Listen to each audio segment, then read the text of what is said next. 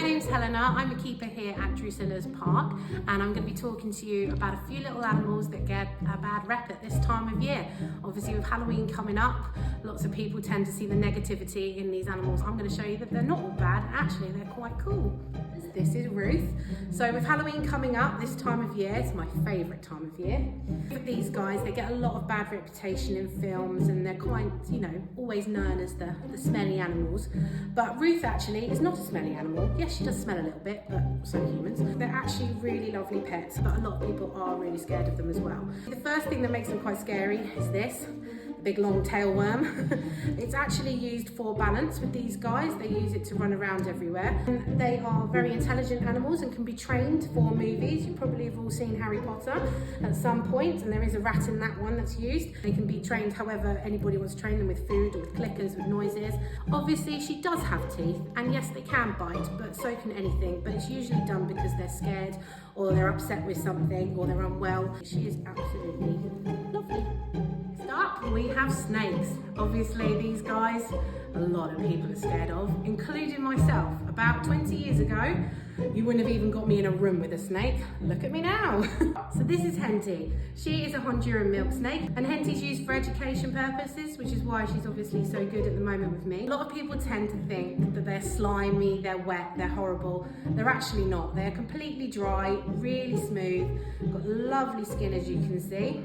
A lot of people are scared of snakes, and they assume that they're just going to bite them for no reason, and they've got these big fangs inside their mouths.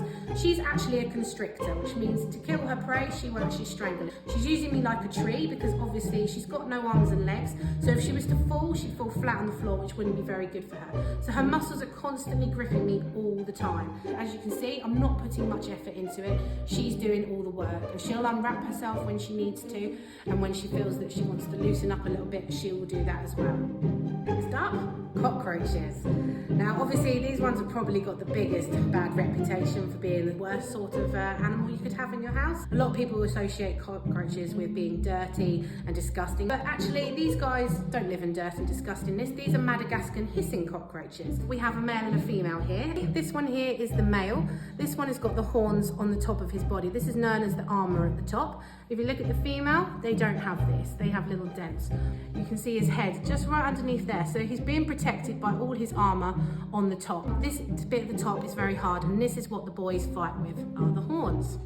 And then with the girls, they've obviously got their antenna, and there's her little head tucked right underneath as well.